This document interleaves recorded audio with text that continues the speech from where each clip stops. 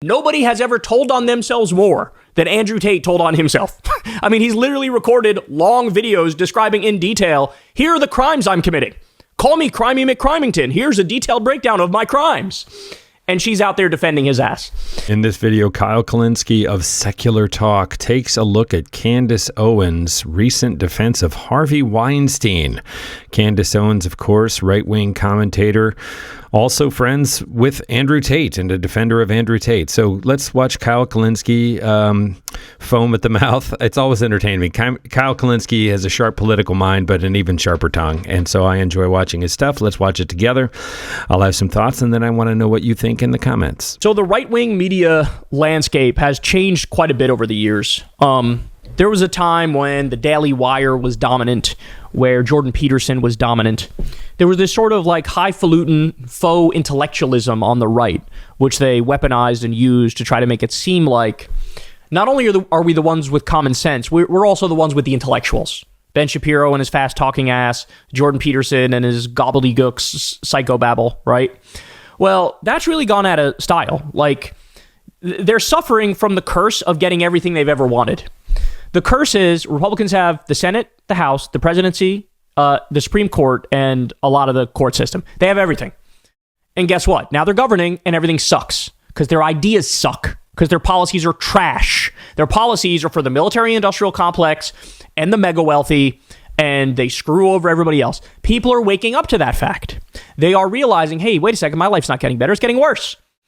So the curse of getting everything they want, so now the faux intellectualism garbage, it's not landing, right? They're becoming less and less relevant. But who's taking their place? This part is interesting, right? So you have the low IQ slop replacement, which is like dumb it down to its lowest common denominator, and the real Trump Kool-Aid drinkers can get down with that. That would be Asmongold. Mr. I'm non-political, but also I'm very political, and Trump is based. So you got that, the rise of that. He's the number one streamer, I think, in the country right now. But then you also have the rise of the conspiracy right-wingers and the Nazi anti-Semitic right-wingers, the Nick Fuentes of the world. So out with Jordan Peterson, out with Ben Shapiro, in with Asmongold, in with Nick Fuentes. That's what's happening on the right. But there is one person who used to be in that Daily Wire orbit who got out, who now is doing her own thing. And she is experiencing colossal growth. I'm, of course, talking about Candace Owens. And Candace Owens certainly fits more in the Fuentes realm than she does in the Jordan Peterson, Ben Shapiro realm, right? And she, oh my God, she is really something. So let me show you her new project. Remember, she was going around, what was she saying? That Macron's wife was actually a man? That was one of her big things, I think, for a while, right? So she's sort of leaning in. She's like a newer version of Alex Jones, where she leans into a lot of the conspiracy stuff. And now she hit us with this gem. You're not going to believe this. Let's watch. I did not commit these crimes. I swear that before God and the people watching now, and on my family. The people who support me are scared to talk. They are frightened to death that they're going to be canceled. What I always found to be problematic about the Me Too movement from the beginning, we're conflating he made a pass at me and I didn't like it with rape. It's a complete fabrication about my relationship with Gwyneth. I didn't put my hand on her. I didn't touch her. I definitely made a pass. Ashley Judd's claims are ridiculous. I settled with Rose McGowan. I gave her $100,000. Don't tell my wife. Don't get me in trouble. It's all conflated, and it's all led to the idea that I am going to be the one they persecute. They broke me. They broke me in half. There's just so much when you read the transcripts that defy common sense for me. I've asked to have lie detector tests brought into the prison. So I know they're not admissible, but I want the world to know. To be honest with you, I think a lot of people are going to hear this conversation. Candace, one thing I can tell you is this is going to explode. Ladies and gentlemen, I give you the right wing. Is there really anything else to say? What has happened to the right is they've gone super low IQ, Asmongold, super Nazi and anti-Semitic, Nick Fuentes, but also there's still that healthy streak of insane conspiracism, right? Where a lot of this is just conspiracy for the sake of conspiracy, contrarianism for the sake of contrarianism. In the same way that it became, on COVID, all the experts are wrong about fucking everything, right? They've used that mindset and they've now shifted it to other realms as well, other issues as well.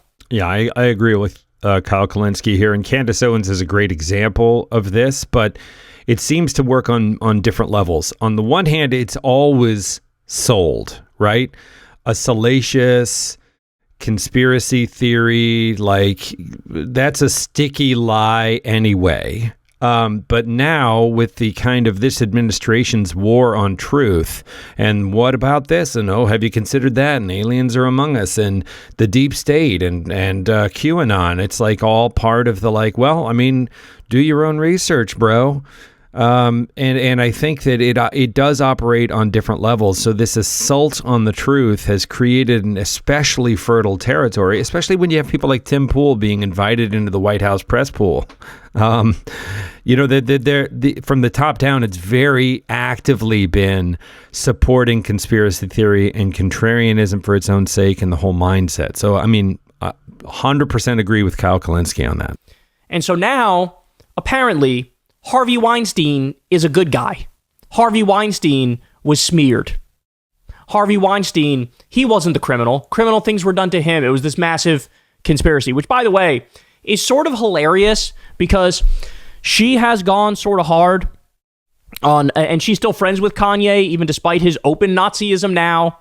And she's kind of gone hard on the anti-Semitic conspiracy theory stuff. You would think that on this front, Harvey Weinstein being guilty, because he is, almost lines up with all the, the Jews control everything, right?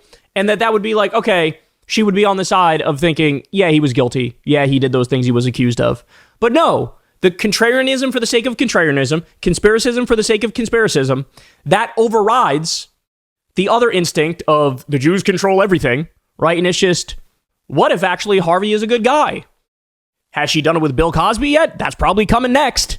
Okay, ready? Here's what we already know about Harvey. Harvey Weinstein, once one of Hollywood's most influential power brokers, tonight behind bars, a convicted sex offender. After more than 4 days of deliberations, the jury here in New York found the 67-year-old guilty of 2 counts of sexual assault, including rape. The district attorney called today's decision a moment that will change the course of history. This is the new landscape for survivors of sexual assault in America, I believe, and this is a new day. The media mogul faces a maximum sentence of 25 years in prison, acquitted of the most serious charge, predatory sexual assault, which could have put him behind bars for life. Those charges based in part on Annabella Sciorra's rape accusation. Today, she said, "We can never regret breaking the silence." Tara-Leigh Wolfe testified during the trial.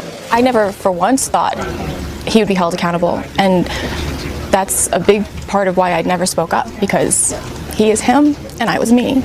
The right they love to hate on Hollywood because, Hollywood is full of degeneracy, full of all these evil people. And you got the classic idea of the casting couch where the women who make it have to suck and fuck their way to the top because it's run by a bunch of demons, right? This is what the right says all the time. And then here you have an actual real world example of the casting couch and of somebody with immense power abusing that power. And she's like, nope, actually he was railroaded. He's one of the good guys.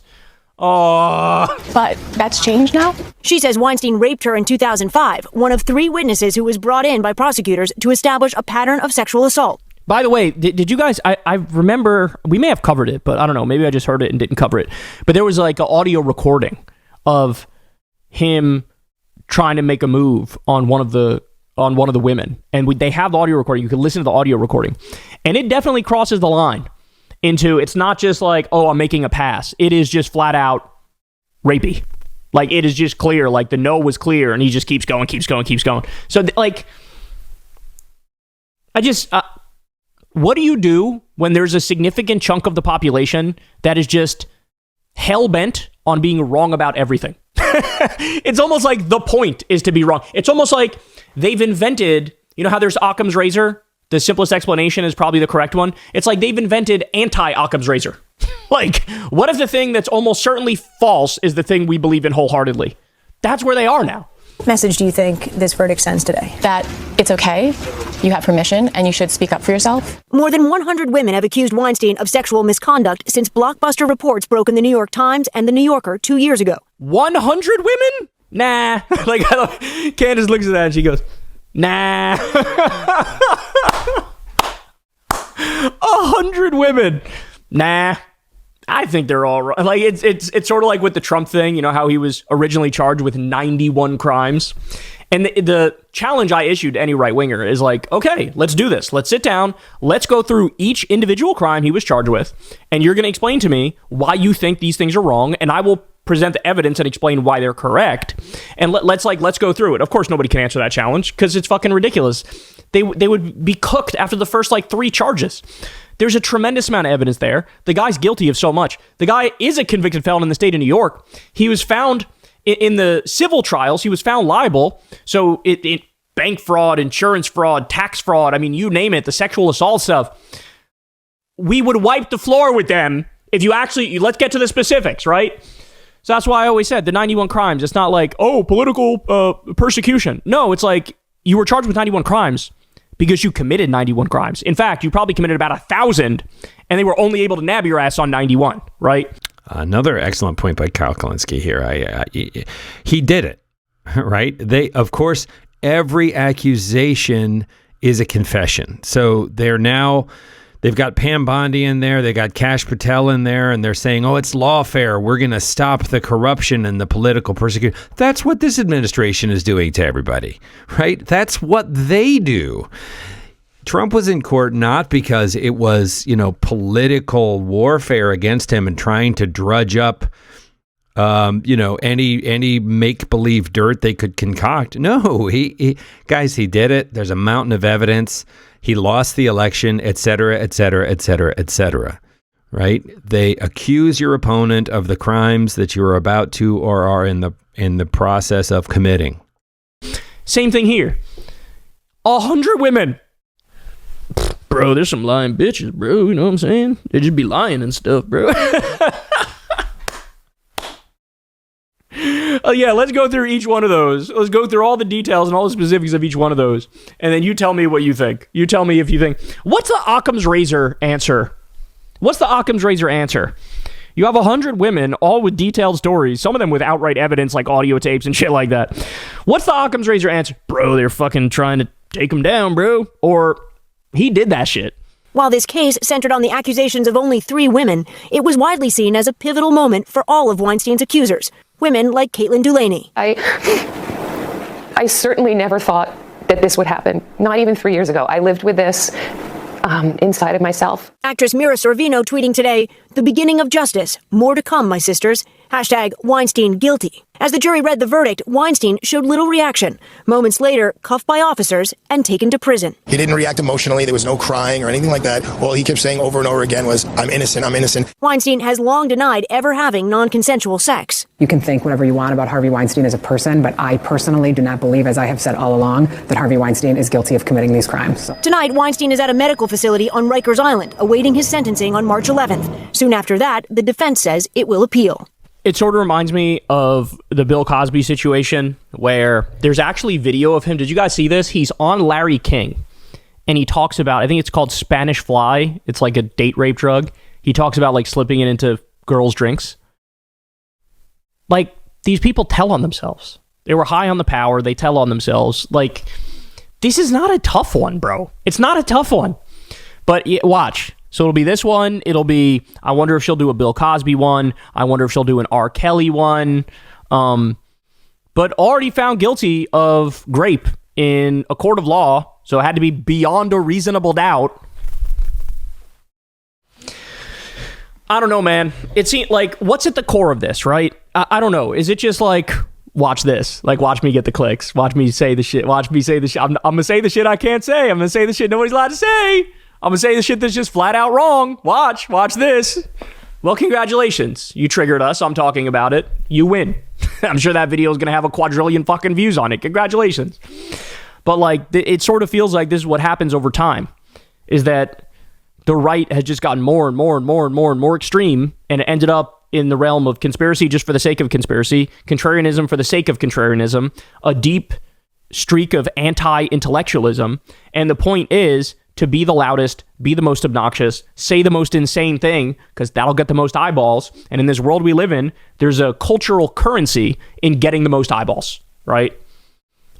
I think that's where we are. And I think that's why she's doing what she's doing. But holy shit. Again, I want to reiterate this point because to me it's overwhelming, right? She's been going hard on the low-key anti-Semitic shit, sometimes not even low-key, sometimes pretty high-key, when she said, oh, the problem with Hitler was he did stuff beyond his borders. If he just made Germany great again, everything would be fine. So some of it's high-key anti-Semitism. But like you would think that in this instance, the right wing and their thoughts on Hollywood, right?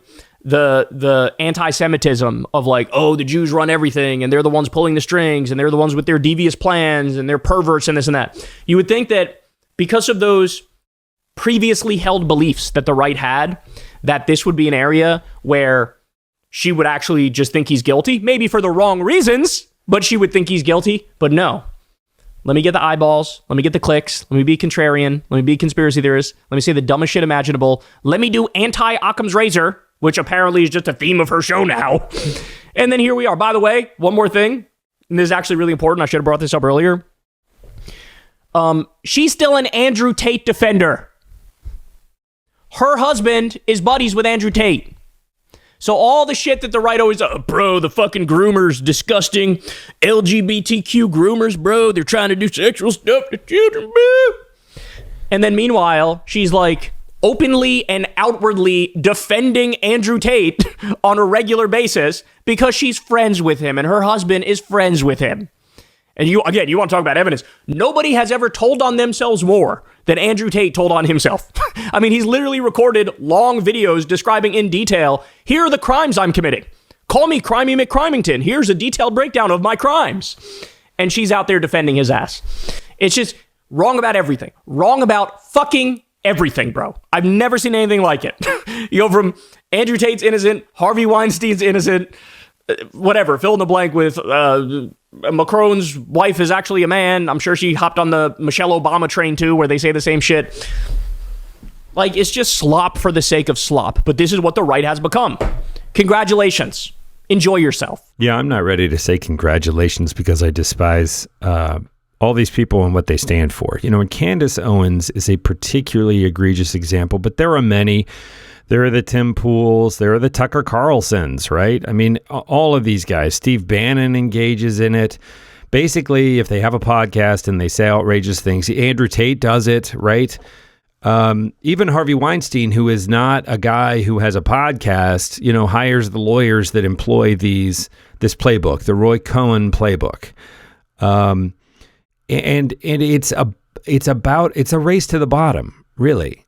If you watch the movie Contagion, the Jude Law character was the same type of person that Kulinski is describing in this video, a Candace Owens type sensationalist. And, you know, in the case of Tucker Carlson, you start to think that this guy really has drunk his own Kool-Aid, like he has started to believe some of the crackpot right-wing stuff that he espouses, and yet he still thinks of himself as a journalist, right? He still thinks of himself as personally reasonable, and one wonders, like, how that happens. Like, if you wallow in the sewer of that too much, do you just start to think that smells normal?